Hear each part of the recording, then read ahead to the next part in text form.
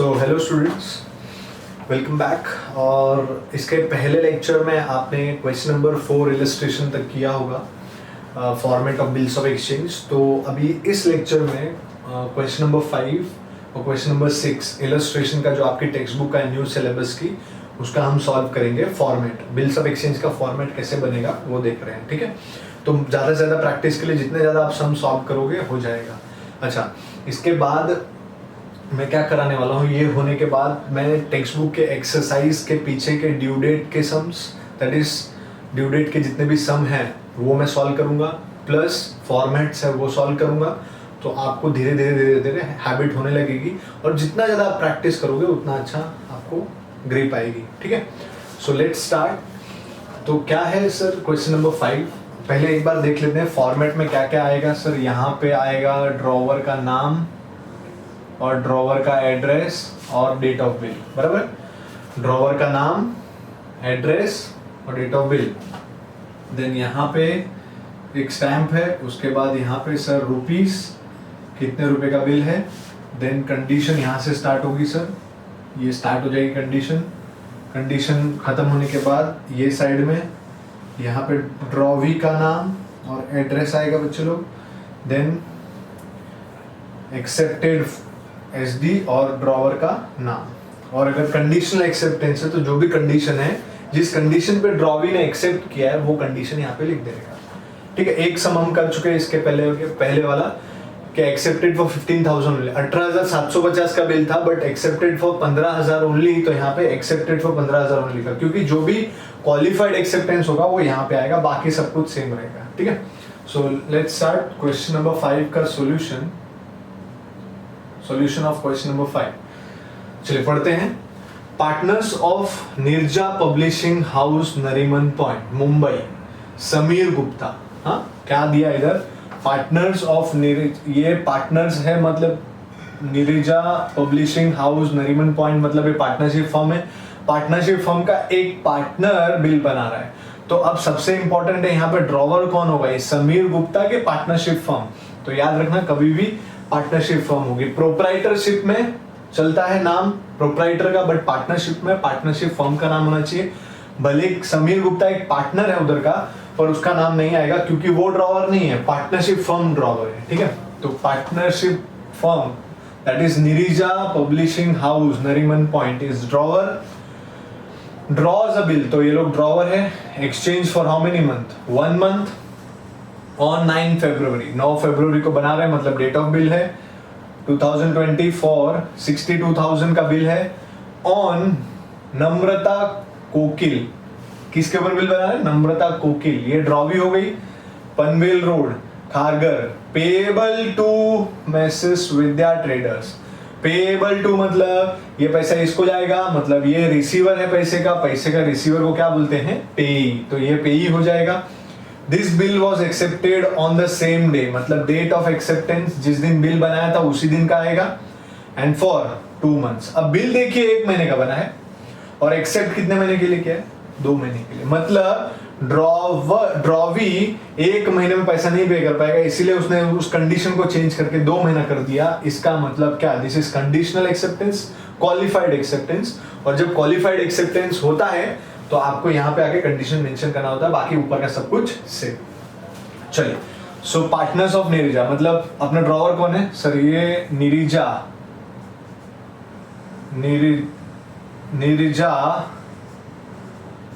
Publishing house Nariman, नाम हो गया निरिजा पब्लिशिंग हाउस, एड्रेस अभी लिख रहे हैं नरीमन पॉइंट। और कहाँ का है ये सर, मुंबई। तो ये एड्रेस आ गया। उसके बाद क्या आएगा, नाम हो गया, एड्रेस हो गया, डेट ऑफ बिल। तो डेट ऑफ बिल इज 9 फरवरी 2020। तो यहाँ पे लिखेंगे 9 फरवरी 2020। So this is date of bill. Now will write down the condition. और अमाउंट कितने का है, अमाउंट लिख देंगे यहाँ पे, अमाउंट सर 62,000। तो यहाँ पे लिखूंगा मैं 62,000। चलिए स्टार्ट करते हैं। कितने महीने का बिल है, 1 महीने के लिए। सर 2 महीने के लिए एक्सेप्ट किया है, मैंने क्या बोला था आपको, एक्सेप्ट ये जो बिल बनाता है वो ड्रॉवर बनाता है, वो सब कुछ भर के भेजता है, सिर्फ ये साइन नहीं भेजता है, तो उसमें जो भी चेंज होगा बाकी सब कुछ सेम रहेगा, किधर भी कैसे भी एक्सेप्ट किया हो, ठीक है। सो हाँ 1 मंथ, तो क्या करेंगे, अच्छा ये कौन सा बिल है, after date, after sight, demand, sir कुछ भी नहीं दिया है तो मतलब आफ्टर डेट है, तो क्या लिखेंगे 1 मंथ, क्या लिखेंगे 1 month after the date, 1 month after the date. क्या पेई है, sir payable to Mrs Vidya traders, दूसरे किसी को पे करना है, मतलब वो पेई हो गया, तो 1 month after the date pay to कौन, Mrs Vidya traders, Vidya traders Lonavala, कहाँ है, लोनावला। अच्छा उसके बाद 1 month after the date pay to Mrs Vidya trader Lonavala और his order a sum of rupees, कितना रुपया है 62,000 only for the value received, for the value received. So this is what condition is. अच्छा आगे बढ़ते हैं, इधर क्या आएगा, ड्रॉवी का नाम, हु इज ड्रॉवी, 1 मंथ और 9 फरवरी ऑन नम्रता कोकिल, नम्रता कोकिल, तो नाम क्या आएगा, Namrata Kokil, Namrata Kokil, Panvel road, Panvel road, Panvel road Kharghar, Kharghar है, खारगर, ठीक है। सो दिस इज ड्रॉवी का name and address. Now accepted, इधर किसका नाम और एड्रेस ना साइन आता है, सर ड्रॉवी का, हाँ पर कंडीशनल एक्सेप्टेंस है, 2 महीने के लिए एक्सेप्ट किया है, तो एक्सेप्टेड फॉर 2 मंथ्स, यहाँ लिखना पड़ेगा आपको कंडीशन, ये जो कंडीशन है वो आपको लिखनी पड़ेगी, ठीक है। फिर यहाँ पे साइन मतलब नाम ड्रॉवर का नाम, सॉरी ड्रॉवी का नाम, ड्रॉवी का नाम नम्रता कोकिल, ठीक है। फिर the date of acceptance, date of acceptance क्या बोला है, it was accepted on same day, same day मतलब जिस दिन बना था, जिस दिन बना था मतलब 9th February 2020, and last one इधर क्या आएगा, ड्रॉवर का साइन यानी ड्रॉवर का नाम, ड्रॉवर का नाम नीरजा पब्लिशिंग हाउस, ड्रॉवर का नाम Neeraja publishing house, that's it, this is how you will solve the question. I hope this is clear, very clear to you all. अगर पार्टनरशिप फर्म या कंपनी का नाम आता है तो आपको उसका नाम लिखना पड़ेगा, किसने बनाया उसका नाम नहीं, पार्टनरशिप फर्म या कंपनी का नाम, ठीक है। This is very clear, I hope this is very clear, बहुत इजी था, कुछ इसमें डिफिकल्टी तो नहीं था, बस खाली ये कंडीशनल एक्सेप्टेंस था, तो आपको ध्यान रखने का जो भी कंडीशन होगा 1 मंथ, जैसे टाइम डेट जो भी चेंजेस होता है, इसके पहले वाले में हम लोग ने ना अमाउंट देखा था, 18,750 की जगह पे 15,000 के लिए एक्सेप्ट किया, तो खाली यहाँ पे क्या लिखा, एक्सेप्टेड फॉर 15,000, ये 1 महीने का था पर ये 2 महीने के लिए एक्सेप्ट किया, तो एक्सेप्टेड फॉर 2 मंथ्स, और कोई भी दूसरा कंडीशन होगा सब कंडीशन यहाँ पे आएगा, तो आपका सॉल्व हो जाएगा, ठीक है बच्चों। So I hope this is very very clear, कोई डाउट नहीं होगा इसमें, अगर डाउट होगा तो आप प्लीज पूछिए, कमेंट कीजिए। चलिए आगे बढ़ते हैं, next question, question number 6, illustration का क्वेश्चन नंबर 6 है। सो इलस्ट्रेशन का क्वेश्चन नंबर 6 आप वहां पे देख सकते हैं और खुद से भी ट्राई कर सकते हैं, इसमें कोई बड़ी बात नहीं है, ठीक है। चलिए let's start question number 6 now, और आप पॉज करके इसको लिख लेना, ठीक है, पॉज करना और लिख लेना, तो क्या आपको समझ में आएगा, इजी लगेगा, खुद सॉल्व करोगे तो ज्यादा आपको अंडरस्टैंडिंग मिलेगी, ठीक है। चलिए नेक्स्ट क्वेश्चन बढ़ते हैं। क्वेश्चन नंबर 5 का सॉल्यूशन, क्वेश्चन नंबर 6 का सॉल्यूशन इलस्ट्रेशन का। ठीक है, देखते हैं। ये रहा क्वेश्चन। तो पहले एक बार मैं फॉर्मेट बना कर रखता हूँ। यहाँ पे क्या आएगा, ड्रॉवर का नाम, एड्रेस और डेट ऑफ बिल। यहाँ पे रुपीस कितने का बिल है। देन यहाँ पे कंडीशन, जो भी कंडीशन रहेगा, और कंडीशन रटना ही है आपको, इजी है, कंडीशन में कुछ नहीं है। और यहाँ पे name and address of drawee, यहाँ पे एक्सेप्ट साइन ऑफ ड्रॉवी, यहाँ पे साइन ऑफ ड्रॉवर। चलो पढ़ते हैं। ड्रॉवर कौन है, लिख के दे दिया। ड्रॉवर इज केदार पंडित 22/1। एक एड्रेस है कल्पत्रु स्टेट पीरनगढ़ पुणे। ड्रॉवी कौन है, ये है, इसका नाम और एड्रेस। डेट ऑफ बिल दिया है, डेट ऑफ एक्सेप्टेंस दिया है, अमाउंट दिया है। सर पीरियड तो दिया ही नहीं जिससे हम लोग स्टार्ट करते हैं। हर बार सम स्टार्ट करते हैं sir 1 month 90 days after the date, जो भी डेट दिया रहता है, मतलब टर्म दिया रहता है, उससे स्टार्ट करते हैं। बट इस क्वेश्चन में तो टर्म ही नहीं दिया है। जब बच्चे लोग टर्म नहीं दिया रहेगा तो that bill is payable on demand. ध्यान रखना, it is payable on demand. तो अब इसको स्टार्ट कैसे करने का सर, कंडीशन कैसे स्टार्ट करने का, वो हम पहुंचेंगे वहां पे, तो देखते हैं। इसमें डेट नहीं है, सॉरी टर्म नहीं है, कितने टाइम के लिए बिल है, तो ऐसे बिल को हम लोग बोलते हैं बिल ऑन डिमांड। तो पढ़, चलो यहाँ पे क्या आ जाएगा, ड्रॉवर का एड्रेस, ड्रॉवर का नाम, एड्रेस। क्या नाम है, केदार पंडित, केदार पंडित 22/1/1 कल्पत्रु स्टेट और पीरनगढ़, जो भी नाम है आप देख लेना, पुणे। ठीक है, उसके बाद यहाँ पे क्या आएगा, date of bill. Date of bill क्या, 14 अगस्त 2019। यहाँ लिखेंगे 14 अगस्त 2019। ठीक है, चलिए उसके बाद यहाँ पे अमाउंट आ जाएगा बिल का। सर बिल का अमाउंट कितना है, 38,740। तो 38,740 लिख दिया। तो अब सर यहाँ पे हर बार लिखते थे 1 month after date, 3 months after the date, 4 months after the date, 90 days after the date. अभी क्या लिखेंगे, so right pay on demand.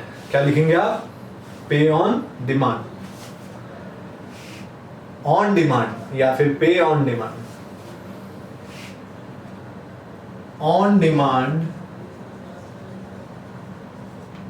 पे टू, पे का नाम भी नहीं है, ऑन डिमांड पे टू, पे का नाम नहीं है, मतलब ड्रॉवर ही पे ही है, पे टू। तो इसका मतलब पे टू मी आ जाएगा, पे टू मी, पे टू मी और my order a sum of rupees, how much rupees, 38,740 only for the value received. So अब this is clear, payable on demand है, तो on demand आ गया वर्ड खाली, बाकी सब कुछ सेम है। चलिए फिर वापस बाकी सब कुछ, कोई अलग चीज नहीं है इसमें। ड्रॉवी का नाम और एड्रेस, यहाँ पे ड्रॉवी का नाम है गौरी मुले, गौरी मुले वाशी, वाशी नवी मुंबई, नवी मुंबई। ठीक है, डन। देन यहाँ पे क्या आएगा सर, एक्सेप्टेड एसडी। क्या कंडीशनल एक्सेप्टेंस है सर, कुछ नहीं, कंडीशन जैसा बिल था वैसे ही है, मतलब जनरल एक्सेप्टेंस है। मतलब यहाँ पे खाली नाम किसका आ जाएगा, ड्रॉवी का नाम। ड्रॉवी का नाम है sign Kedar Pandit. You don't know the sign, that is why you write the name. You know the sign, you can sign. Date, sir date क्या आएगा, वो डेट लिख के लिखोगे DAT तो भी चलेगा, नहीं लिखोगे तो भी चलेगा, कोई दिक्कत नहीं।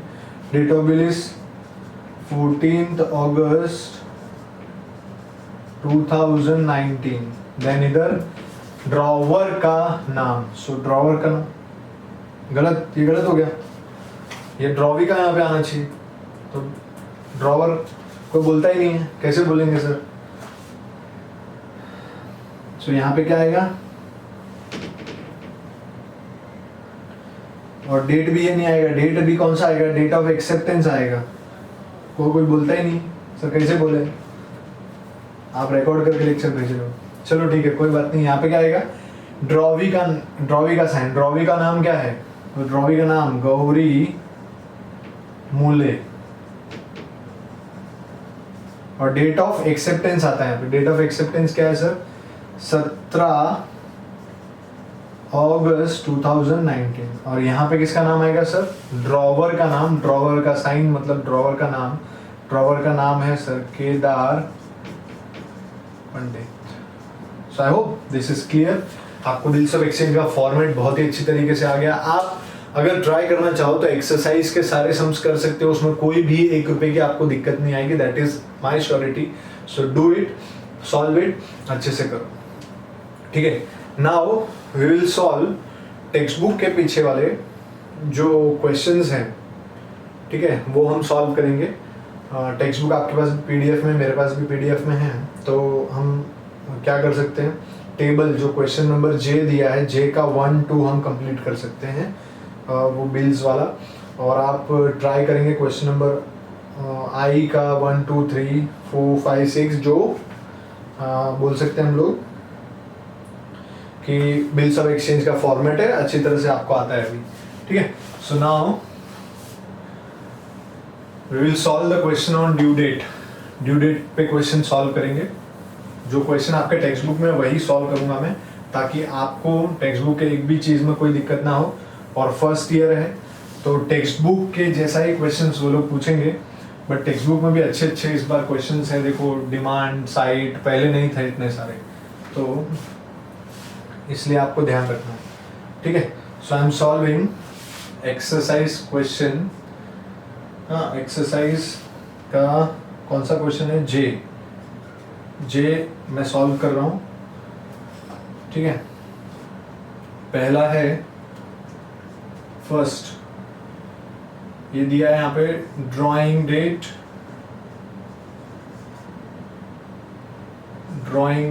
दिया है, फिर सर डेट ऑफ एक्सेप्टेंस दिया है, देन पेएबल दिया है, एंड ड्यू डेट निकालना है आपको। ड्यू डेट का मतलब कौन सा डेट होता है, लीगल ड्यू डेट। हाँ, ड्यू डेट का मतलब क्या होता है, लीगल ड्यू डेट, तो ड्यू डेट निकालना है। चलो लेट्स स्टार्ट। पहला क्वेश्चन क्या है इसमें, फर्स्ट क्वेश्चन क्या डेट है सर, ड्राइंग डेट मतलब बिल बनाने का तारीख 30/1/2019, फटाफट करना पड़ेगा यहाँ। डेट ऑफ एक्सेप्टेंस 1/2/2019, और payable after 60 days after date. तो मैंने आपको सिखाया था आफ्टर डेट का मतलब क्या होता है, जिस दिन बिल बना है उस दिन से गिनने का, और आफ्टर साइट बोलेगा तो जिस दिन ड्रॉवी बिल को देखा होगा, यानी उसने एक्सेप्ट किया होगा उस दिन से। बट आफ्टर डेट का मतलब जिस दिन बिल बना है, ड्राइंग डेट से गिनने का कितने दिन, 60 डेज। तो आप आराम से कैलकुलेट कर सकते हो 60 डेज कहाँ कैसे आएंगे सर। कैलकुलेट करते हैं, 30 जनवरी है और 60 दिन है, तो पहले 60 डेज यहाँ पे लिख देते हैं अपन साइड में जाके, फटाफट करना है 60 डेज। अब सबसे पहले जनवरी में दिन कितने आते हैं सर, 31 दिन। 31 दिन में से 30 दिन जा चुके, मतलब एक ही दिन बचा है, मतलब 1 डे, एक दिन। जैन का है हमारे पास, जैन का एक ही दिन है, प्लस और फिर 3 डेज भी ऐड करना है अपने को, जो भी है 60 डेज प्लस करना है। तो इसमें क्या होगा, आपको पहले लिखना पड़ेगा 30/1/2019 plus 60 days plus 3 days. 3 days का ग्रेस का, तो जो भी आंसर आएगा यहाँ पे लिखना है आपको। चलो स्टार्ट करते हैं। तो क्या करेंगे, 1 डे कौन सा हो गया, जैन। कैसे एक दिन हुआ, 30 दिन चले गए, जनवरी में 31 दिन होते हैं। फिर प्लस बोलो नेक्स्ट। उसके बाद सर एक दिन चला गया, माइनस किया, बचेंगे 59 डेज। 59 डेज के बाद नेक्स्ट महीना कौन सा आ रहा है सर? फेब में 2019 है। 2019 फेब का मतलब क्या होता है? 2019 फेब का मतलब क्या होता है? लीप ईयर नहीं है, मतलब 28 दिन होंगे, तो 28 डेज कौन सी? फेब के 28 फेब के दिन हो गए। तो आप और 28 माइनस करोगे। अब 28 माइनस करने के बाद कितना बचता है? 9 में से 1 8 और 3 31 डेज।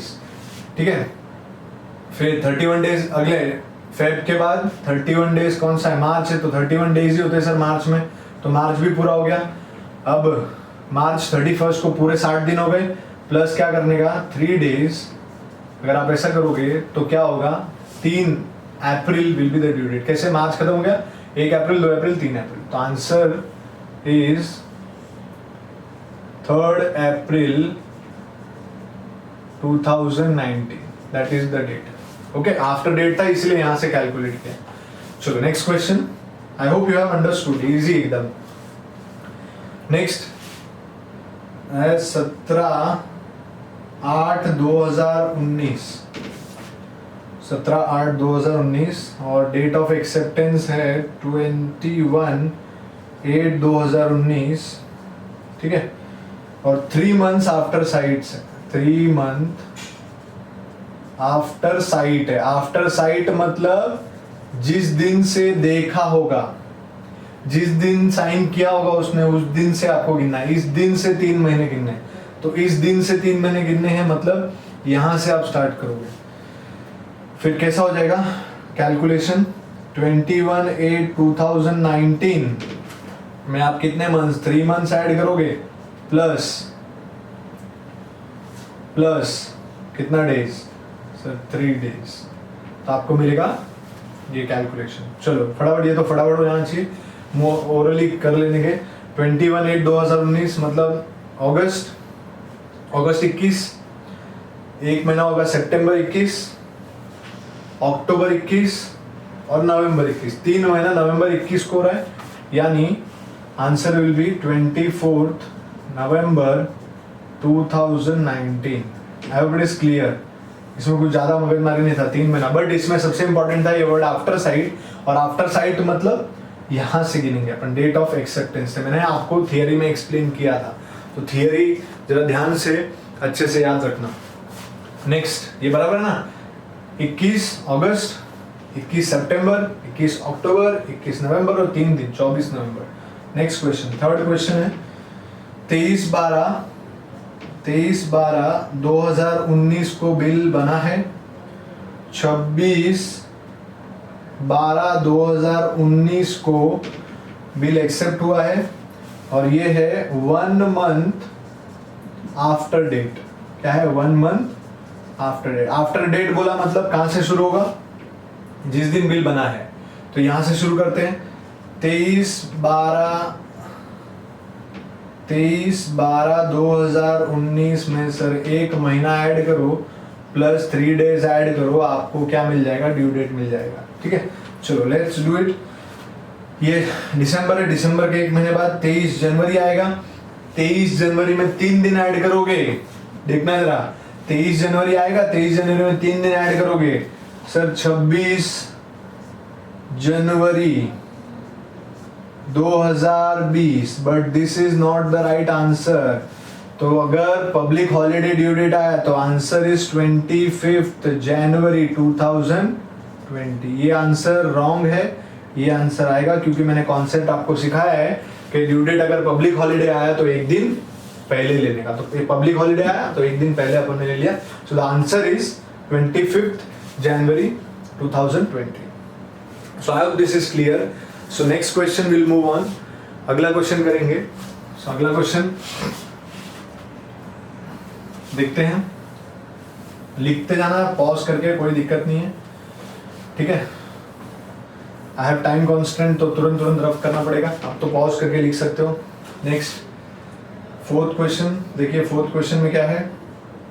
28/1/2019 को बिल बना है, 28/1/2020 को एक्सेप्ट हुआ है। बाप रे, 1 साल बाद एक्सेप्ट किया है, और बिल है 1 month after date, 1 month after date ही है भी। तो किस दिन से कैलकुलेट करेंगे आप? इस दिन से। तो इस दिन से 1 महीना, तो लिखते हैं यहाँ पे 28/1/2019 प्लस 1 मंथ प्लस 3 डेज। ये भी एकदम सिंपल आंसर होगा। चलिए 28 जनवरी है, 28 जनवरी के बाद 1 दिन और 1 महीना 28 फेब हो जाएगा 2019, 28 फेब 2019 महीना खत्म और 3 दिन, मतलब 3 March 2019, that is the answer. ठीक है, next 5th question, 30/6/2019 date of bill है, 2/7/2019 डेट ऑफ एक्सेप्टेंस है, और ये है 45 डेज आफ्टर डेट। अब आफ्टर डेट वर्ड आ गया वापस। आफ्टर डेट मतलब यहाँ से कैलकुलेट करेंगे 45 डेज, तो 45 डेज वाला समय, तो डेज वाला मैंने कैसे करता हूँ वैसे आपको करने का, एकदम सिंपल है। चलिए 45 डेज मतलब यहाँ पे पहले 45 डेज लिख लेने का। अब कौन सा महीना में हम लोग जून में, यहाँ से कैलकुलेट करने का है। जून में कितने दिन होते हैं? 30 ही दिन, तो मतलब जून तो पूरा हो गया, जून में कुछ यूज नहीं होगा, एक भी दिन नहीं यूज होगा, तो जुलाई कहाँ से स्टार्ट होगा सर? पूरे 31 दिन जुलाई के लिए जाएंगे, प्लस 31 दिन जुलाई के हो गए सर, तो यहाँ से 31 दिन चले जाएंगे तो बचेंगे 4 और 1 14 डेज। 14 डेज कौन से मंथ के लेंगे? जुलाई के बाद 14 डेज लेंगे सर अगस्त के, हाँ, और फिर प्लस क्या करेंगे 3 डेज, 3 दिन ऐड करेंगे। 3 दिन ऐड करते हैं तो आंसर आता है अपना 14 + 3 17 अगस्त, 17 अगस्त 2019, that is the answer. So I hope this is very clear to you all. कुछ डाउट नहीं आया इसमें, ठीक है? अगर डाउट आता है तो आप मुझे कमेंट कीजिए, पूछिए, ठीक है? अगला क्वेश्चन आप आराम से ट्राई कर सकते हो, सेकेंड क्वेश्चन, जिसमें नॉमिनल ड्यू डेट और लीगल ड्यू डेट पूछा है। तो आप क्या करो, नॉमिनल ड्यू डेट निकालो, ठीक है, और उसमें 3 दिन प्लस करोगे तो लीगल ड्यू डेट मिल जाएगा, तो आराम से हो जाएगा, कोई उसमें दिक्कत आने वाली नहीं है, ठीक है? अब नेक्स्ट लेक्चर में ये कवर करूंगा मैं ये वाला, और जो बचे फॉर्मेट वाले क्वेश्चंस है वो, और वो सब होने के बाद we will start with the journal entries. I hope this is very clear, कोई इसमें डाउट नहीं है आपको। अगर डाउट है तो कमेंट कीजिए, पूछिए, तो मैं आपको एक्सप्लेन करूंगा अच्छी तरह से। Call me, I will explain you, comment. अगर देखो, अगर मैं आपको यहाँ से समझा नहीं पा रहा हूँ तो फिर मतलब नहीं है, इसलिए आप मुझ तक पहुँचिए और पूछिए, कुछ भी डाउट होगा तो I am always there for you. So thank you, will have another lecture in continuation of this. I question, J question हुआ, उसके बाद वाला क्वेश्चन करेंगे नेक्स्ट लेक्चर में टुमारो, ठीक है? Thank you everyone.